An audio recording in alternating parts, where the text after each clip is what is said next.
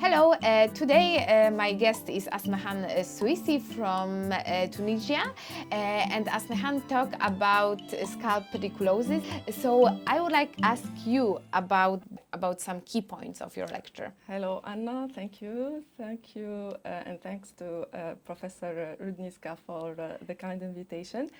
I talked about scalp pediculosis. As you know, it's scalp infestation by pediculous cavities, and it's the most common parasitic infection in children, but it may be seen also in adults.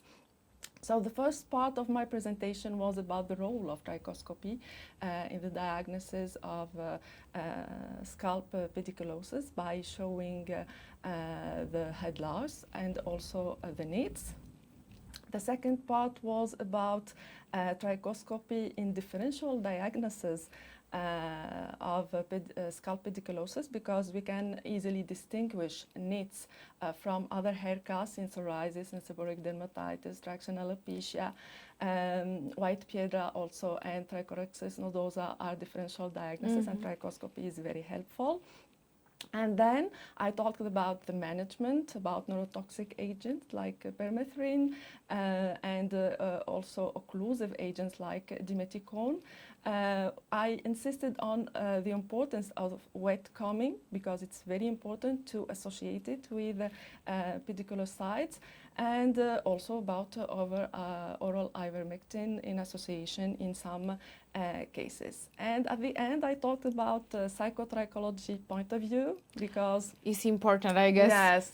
Yes, because it's it can really affect the self-esteem of the child, and also constitute a burden for on the parents. So that was a summary of the presentation. Yeah, because you mentioned that scalp pediculosis is more common in children, but sometimes, of course, adults are affected. And children, adults, we think about pregnant women. Can we use topical drugs for pregnant women with scalp pediculosis? Neurotoxic agent like oral ivermectin is completely contraindicated. Yes. But permethrin can be used. Dimeticone also, because it's a mechanical mode of action, so no problem. That's it.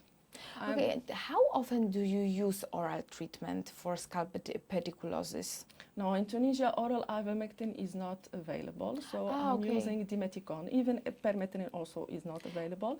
But I think dimeticone is a good choice, because it's ovicidol. Even I repeat the treatment at day 7, because it's never 100% ovicidol.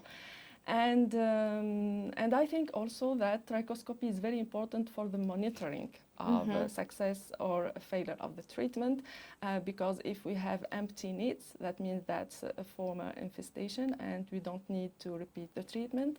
While if we have and we see that very well on trichoscopy with the convex and the brown coloration, if it's not an empty need, a vital need, we have to repeat the treatment. I would also ask, how often do you see these pseudoneeds? Because I have some children who are coming with suspicion of scalp pediculosis, but then with trichoscopy I see it's not needs. Do you see this patient often? Yes, particularly for traction alopecia, because traction alopecia in Tunisia in children is very common. Really? Yes.